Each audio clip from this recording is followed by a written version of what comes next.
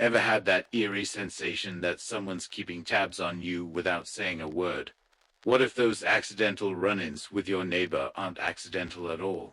And what if your creeping sense of being watched is actually your brain's alarm system going off?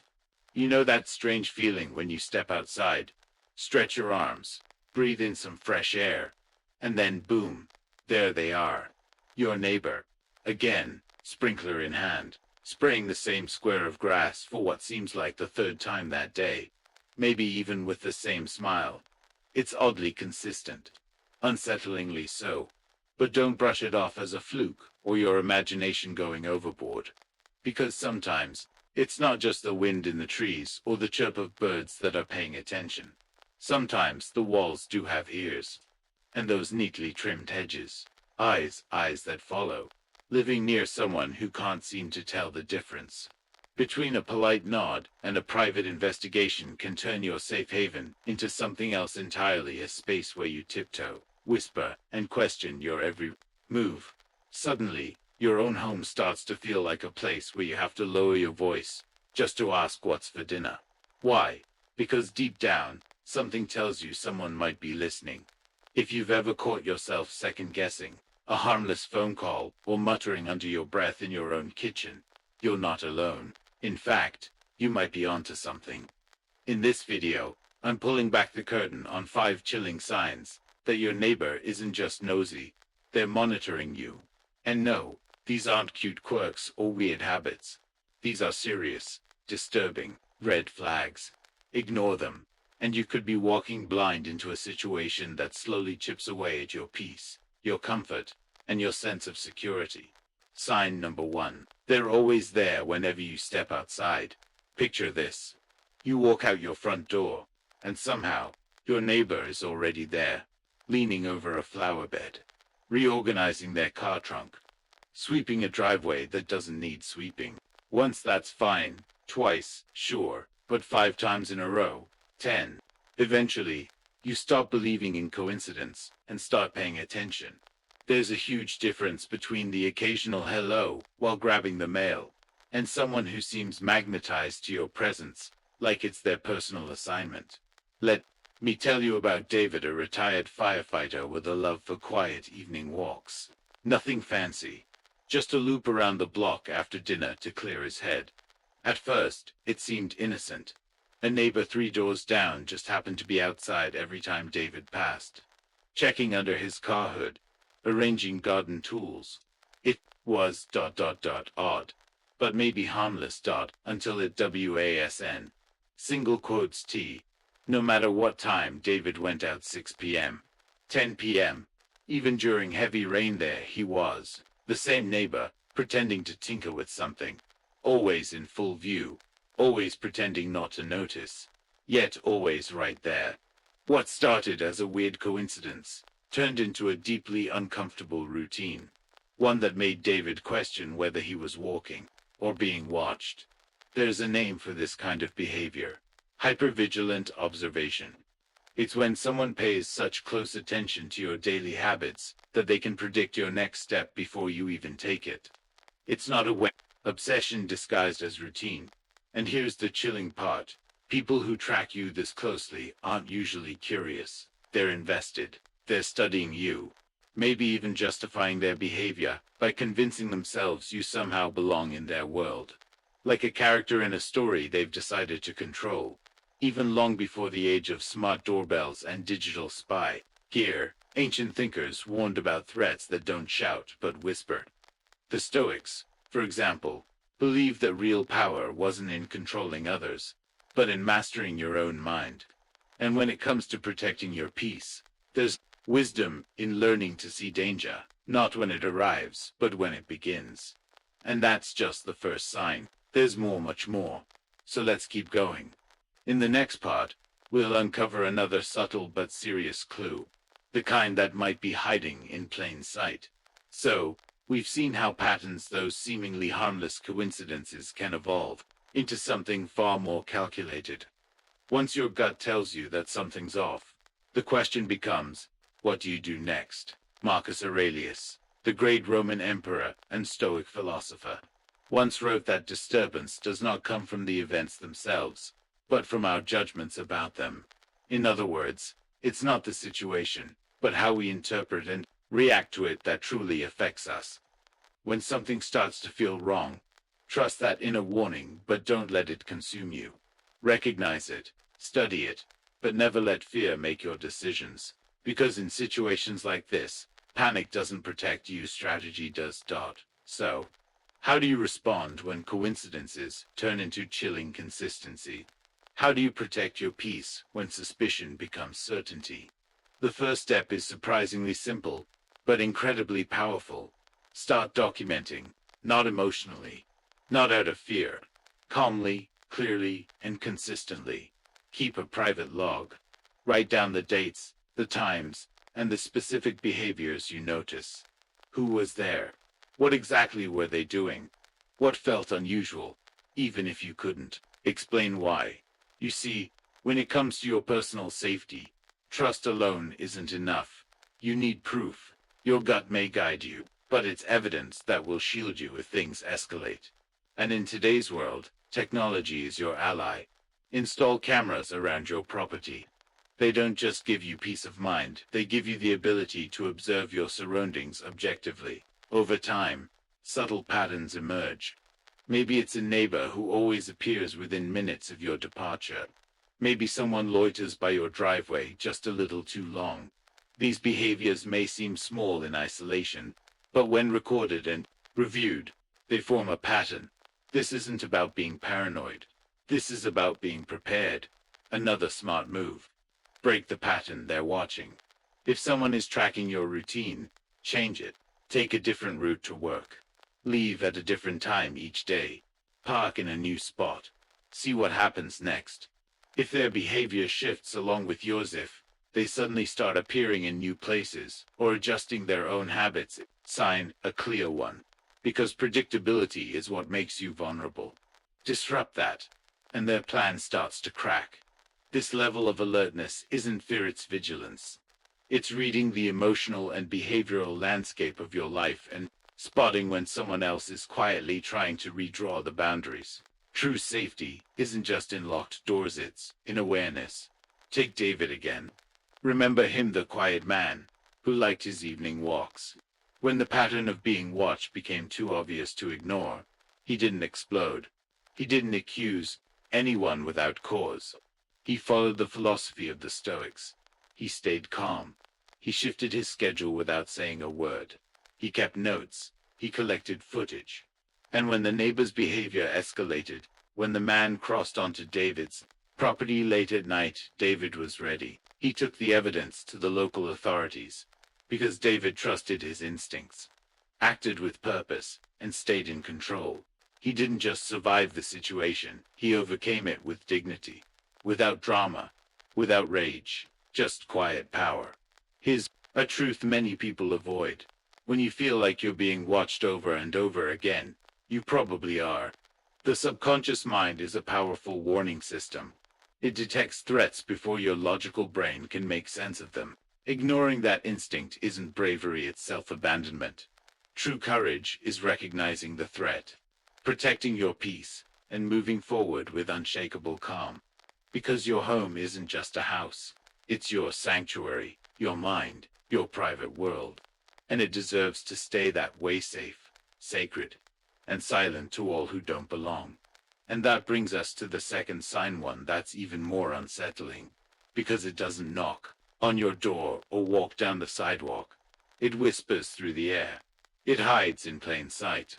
And it's powered by something most people overlook: technology. Previously, we uncovered how technology has quietly become a tool for ordinary neighbors into silent observers. But the most dangerous part, it isn't always what others do. It's when you start doubting yourself. You begin to wonder, am I being overly sensitive? Is this all just in my head? But deep down, you already know the answer. Your instincts are screaming at full volume, while your rational mind, trying to keep the peace, is politely whispering. Maybe it's nothing, but it's not nothing. What you're feeling is real. Your space is being invaded. And in the digital age, It no longer takes a tech wizard to shadow your life. With the simplest tools, a smartphone left recording near your fence line, a smart home device picking up sound without your command, or a strange Wi-Fi signal that appears only when you're around, anyone can become a silent presence in your home without ever stepping inside. These are not minor technical hiccups. They are warning signs. Cracks forming in what was once the solid foundation of your peace of mind. And each day you dismiss them. Those cracks deepen, quietly spreading, until the structure you once felt secure in no longer feels like home. The damage is deep, and it's not always visible. It starts internally. The psychological toll of being silently observed is slow but devastating. You begin to second-guess natural behaviors. You pause before singing while you cook. You hesitate to speak openly in your own living room. You avoid spontaneous joy or even grief because something tells you someone might be listening. You weigh every laugh, every argument, every sigh. And without realizing it, you stop living freely. You start performing, editing yourself, managing every expression, every movement, for an audience you didn't choose and never agreed to entertain. This is where ancient wisdom becomes startlingly modern. The Stoics, especially Marcus Aurelius, recognized that while we can't control what others do, we can control how we respond. You have power over your mind, not outside events. Realize this, and you will find strength. In other words, what happens to you might not be your fault, but how you protect your peace absolutely is. So what can you do? Start by observing your environment, as if for the first time. Take a slow walk around your property. Don't just glance and look at your lights, your decorations, the trees and branches near your windows. Hidden cameras can be tucked into objects so ordinary you'd never suspect them. A birdhouse, a planter, even a motion sensor that was never there before. Next, examine your digital space. Unfamiliar Wi-Fi networks that pop up only when you're home. Suspicious devices activating themselves. A warning. Rapid battery drains or strange background noises during phone calls. These could be signs of digital intrusion, not just malfunction. The solution is not to panic, but to arm yourself with knowledge and tools. Strengthen your home network with encryption. Set up firewall protection. Use your own security cameras not to spy, but to defend. Take control of your digital life the way a fortress commander prepares for siege. Not in fear, but with full awareness. But here's the part many people miss. The true victory isn't just staying safe. It's staying free. The goal isn't to retreat from life or live in silence. It's to draw clear boundaries physically, digitally, and emotionally, and then refuse to let anyone cross them. Not with tech, not with presence, not with fear. Once those lines are drawn, live fully within them. Be bold, be joyful, be loud in your own space. Because your mind is your last true home, and no one has the right to take that from you. Now, let's move to the third sin sign, so subtle it often slips past unnoticed until it's too late. What happens when your neighbor starts knowing things that you never told anyone? Previously, we uncovered how subtle comments and oddly accurate observations can signal that someone's been gathering details about your life without your permission. But once that awareness kicks in, a whole new layer of unease begins to settle in. Because once you see it, you can't unsee it.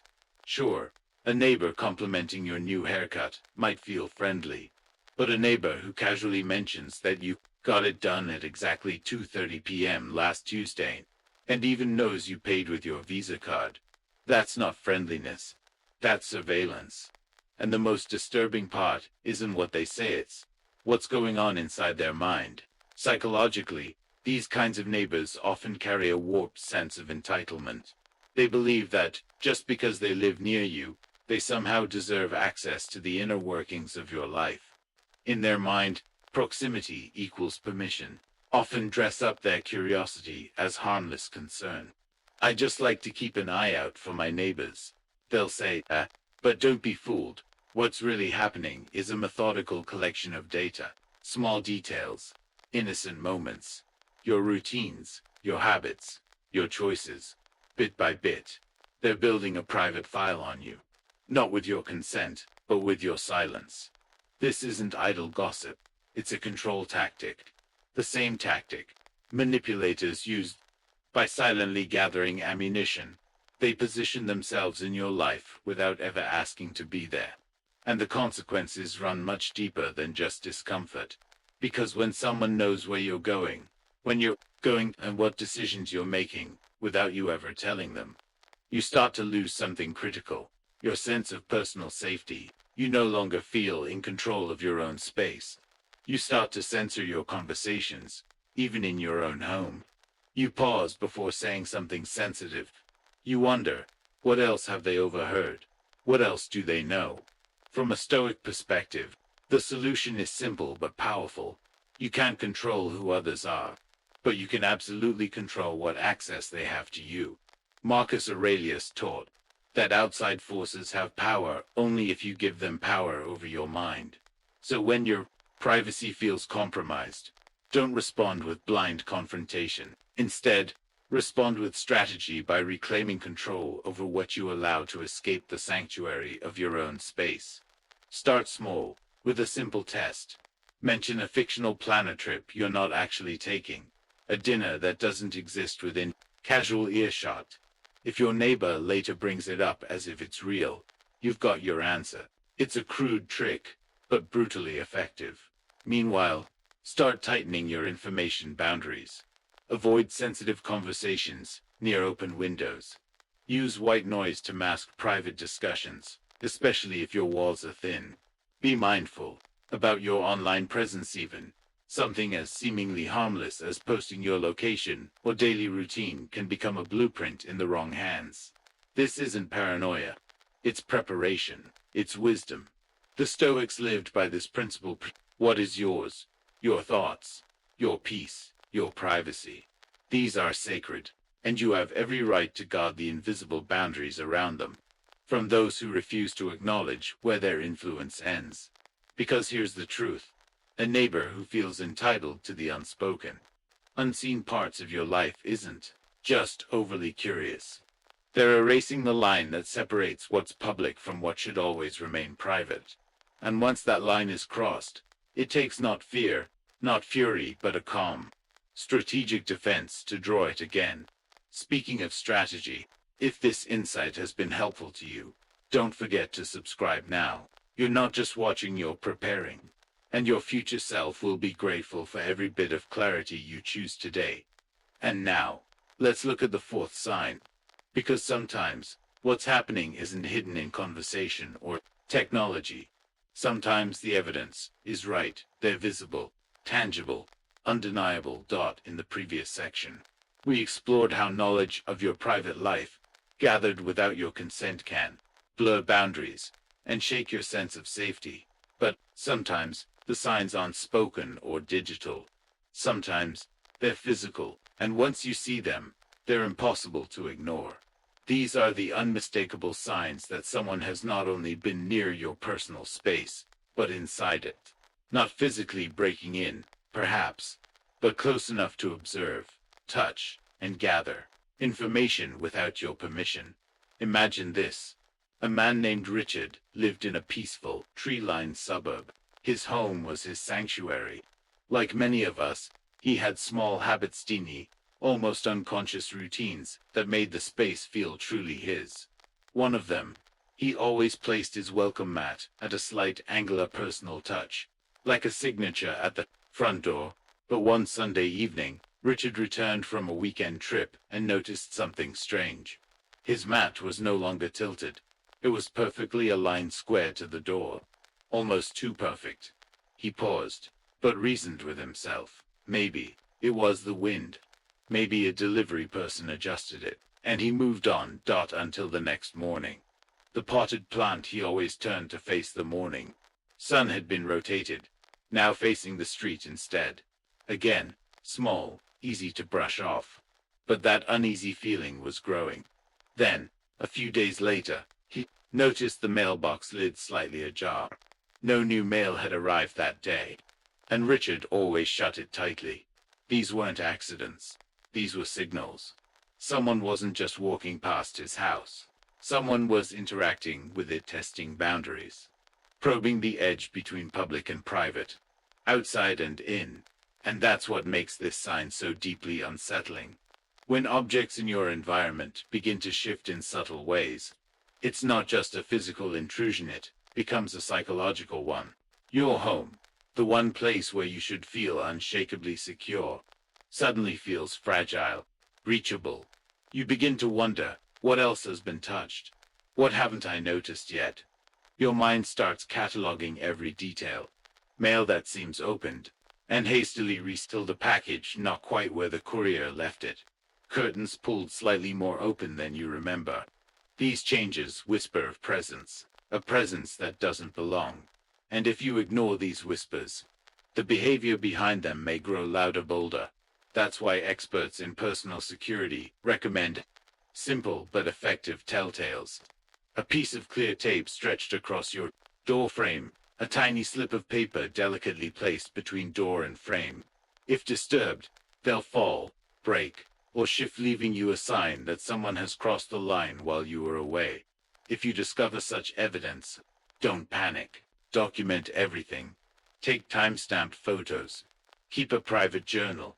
Note the time, the detail, the emotional reaction. This isn't paranoia, it's preparation. It's building a factual timeline to protect yourself if the situation escalates.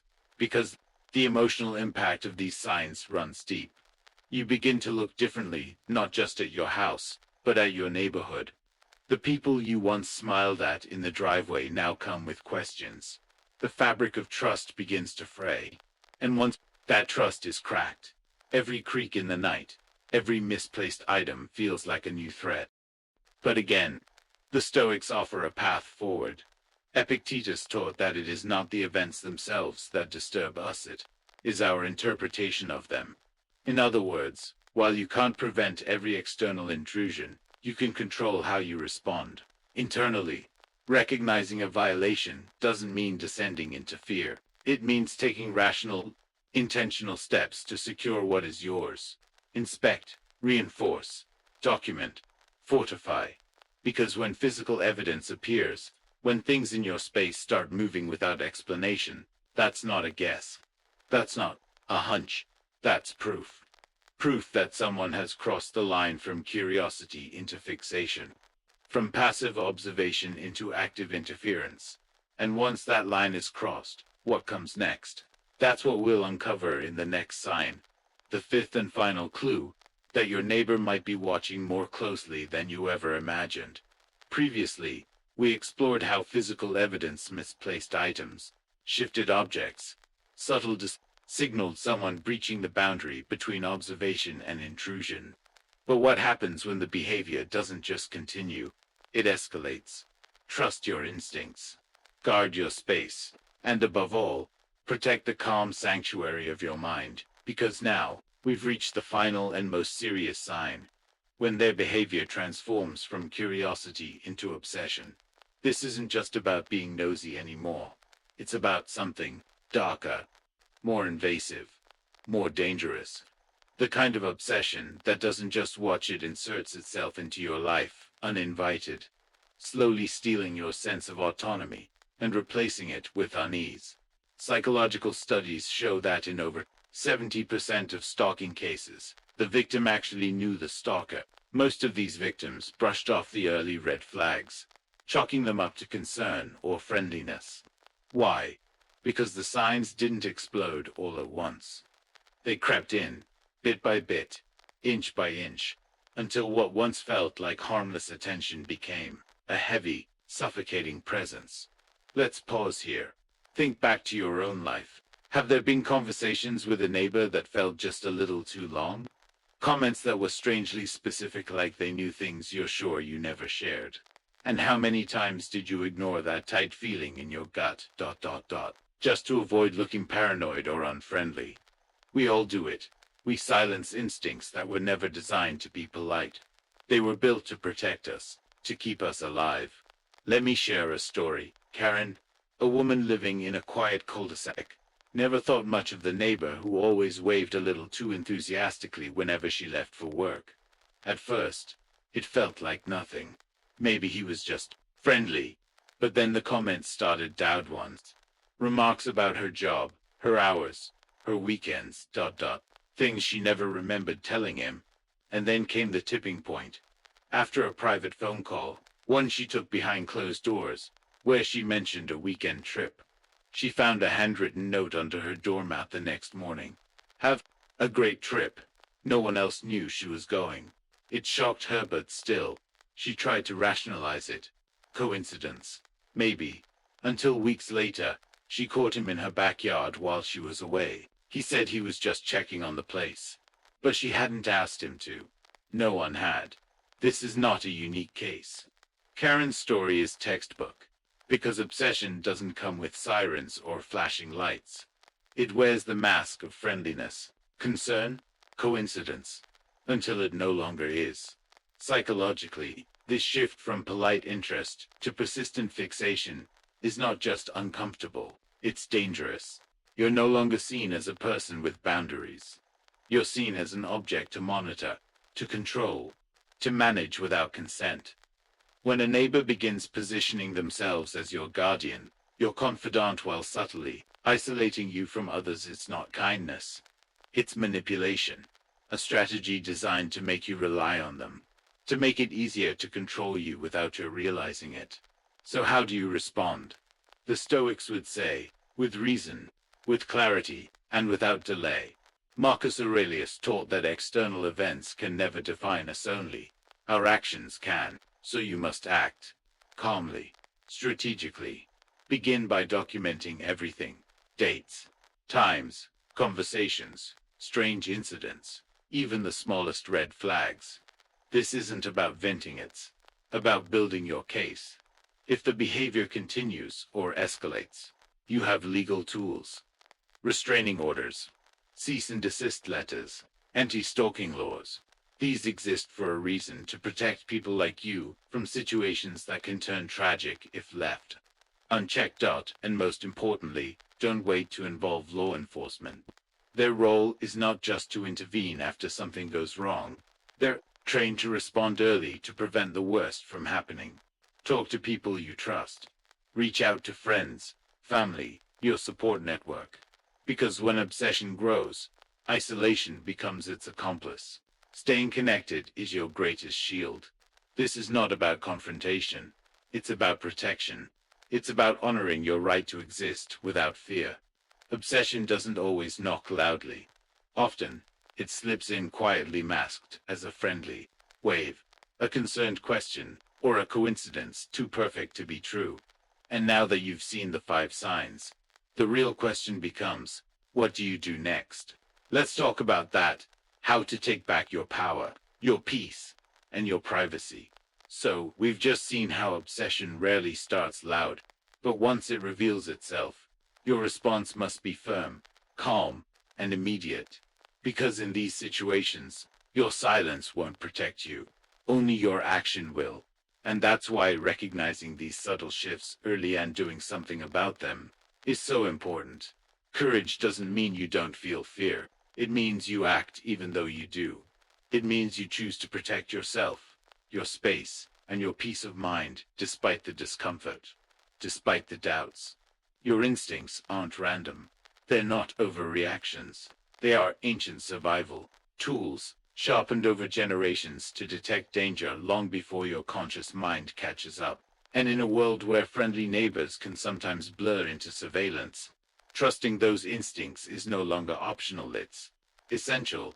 Because once a neighbor crosses that invisible line from curiosity into control, from observation into obsession, the only thing that keeps you safe is what you do next. And if you've made it to this point in the video, truly congratulations. You are officially part of the 1%. Not the wealthiest, but the most aware. The rare few who can recognize the difference between an overly chatty neighbor and a full-blown amateur spy living next door. You now know what the signs look like. You've seen the traps, emotional, psychological, and even digital, that can draw you in. Most importantly, you've learned how to take back your power before someone else turns your life into their personal reality show. And here's something crucial to remember. Awareness is not fear. Awareness is wisdom. It's being ready. It's locking the door before the wolf even thinks about knocking. It's pulling the curtains open in the morning and not wondering who might be watching. Because you've already claimed your space, your privacy, your security. You deserve to live in your home with confidence, not measuring your laughter, not whispering in your kitchen, not questioning every breeze or mailbox creak. You deserve peace. Full, fearless, earned peace. So trust what you feel. Trust what you've seen. Protect your space. Because it's not just about your home, it's about your mind, your safety, your future. And if this video opened your eyes, don't stop here. Hit that subscribe button and become part of a community that doesn't sleep with one eye open. A community that learns, prepares, and protects itself together. And hey, the next video that's waiting for you, the one the algorithm just served up, it's not just a coincidence. It's your next layer of defense, your next step toward peace of mind. So click it now and let your future self thank you for taking this seriously. Today,